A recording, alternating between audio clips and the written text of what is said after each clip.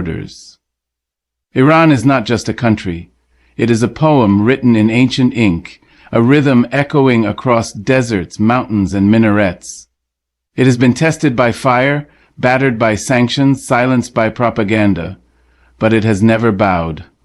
Let us rise together now and speak of resilience.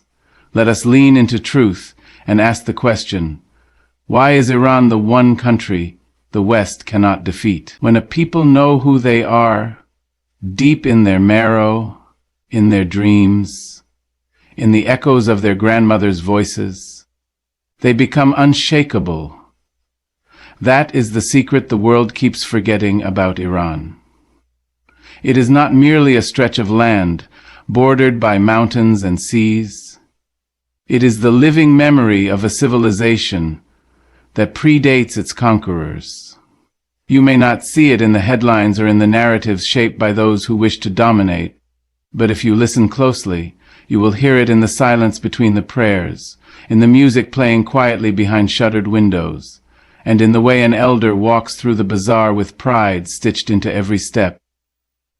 Iran remembers. That is why it cannot be broken. The West may wield its weapons and write its reports, but Iran remembers who it is. It remembers the golden days of Cyrus and Darius, the verses of Ferdowsi, the mysticism of Hafez, the divine longing of Rumi. It remembers the wisdom carried in the folds of time, when the world was still learning how to build empires and write laws. The West measures power in missiles and banknotes, but Iran measures power in lineage, in culture, in continuity. That kind of power cannot be frozen in a bank account or blown away with a bomb. It borders. Iran is not just a country. Iran chooses to live by remembering, and memory is a potent thing. It can carry a people through drought, through war, through decades of isolation and demonization. Memory becomes resistance when all else is stripped away, and this is what has frustrated the West for over a century, the inability to make Iran forget. Colonialists came with promises, corporations came with contracts, soldiers came with steel, but the Iranian spirit, grounded in its ancient sense of self, could not be bought, could not be fooled, could not be extinguished. There is a kind of sacred defiance in that, and it is not loud, or boastful, or expiatory. Iran's independence is not merely a historical demand. There was a 1967 wave. Corporal pneumicides came with faith. Colonialists came with faith. Corporal pneumicides came with faith. There is a kind of sacred defiance in that, and it is not loud or boastful.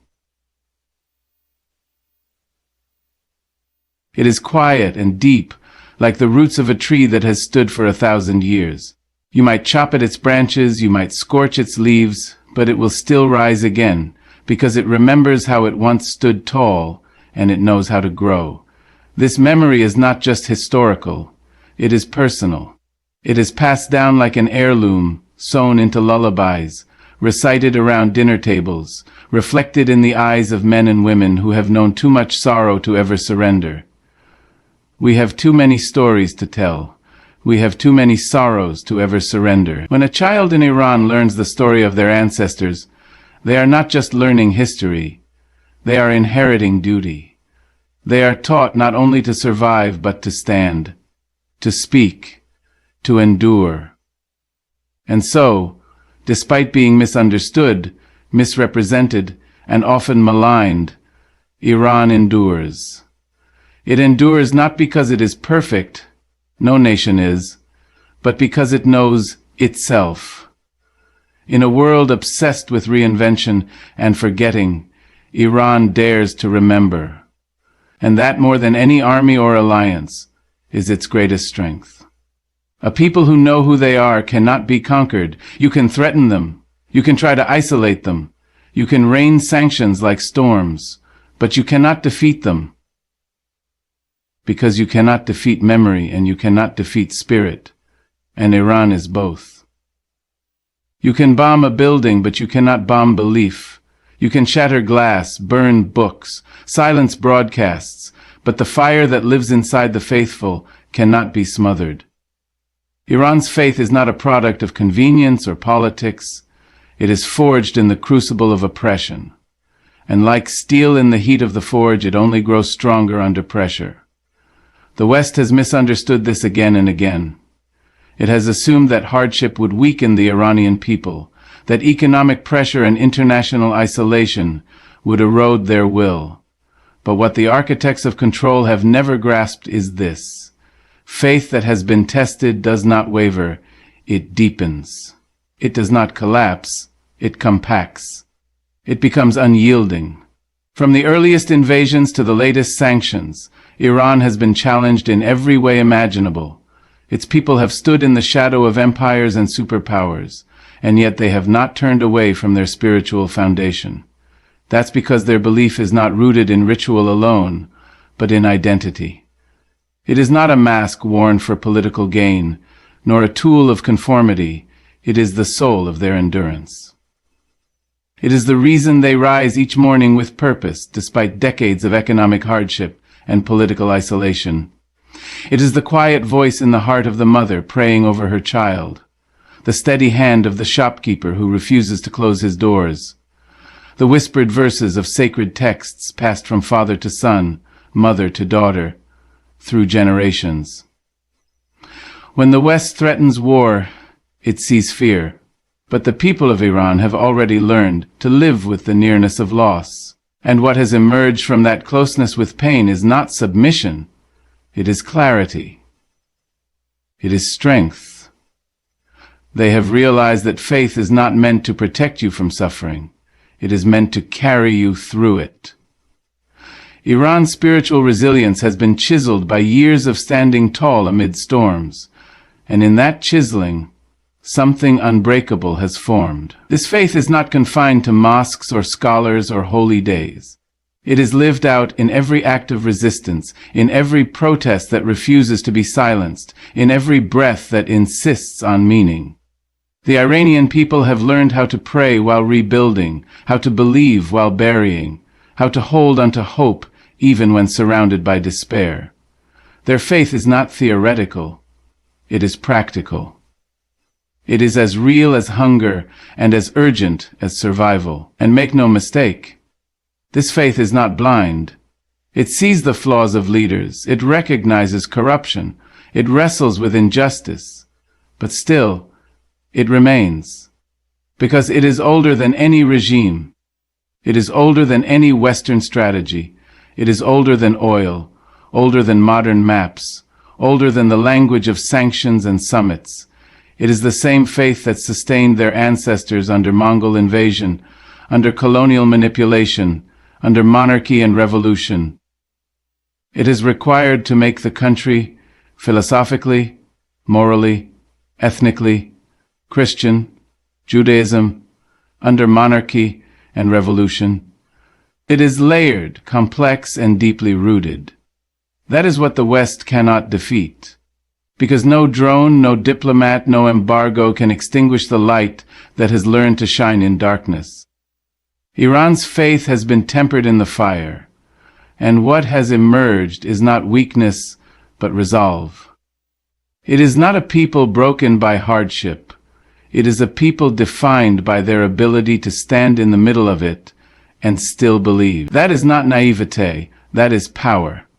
And that is the kind of power the world cannot conquer. Sanctions can choke a currency, airstrikes can level a city, propaganda can flood the airwaves. But no foreign hand, no matter how powerful, can outlaw a people's culture. Iran's culture is not confined to galleries or textbooks. It breathes in the streets. It sings in the kitchens. It weeps in the poetry that every child learns by heart. This is a culture older than borders, deeper than politics, and more resilient than any assault that comes from beyond its shores. It is a lifeline, a sanctuary, and a weapon all at once. Western powers have often mistaken material poverty for cultural weakness. They have looked at Iran through the cold lens of strategy and overlooked the quiet force of tradition, art, music, and language. But if you walk through the alleys of Isfahan, if you sit beneath the cypress trees in Shiraz, if you taste the herbs simmering in a grandmother's stew, you'll understand that this culture is not a luxury, it is survival. It is identity, wrapped in color and sound and story. You cannot sanction that. You cannot drone it out of existence. Every attempt to isolate Iran politically has only made its people hold tighter to what cannot be taken from them.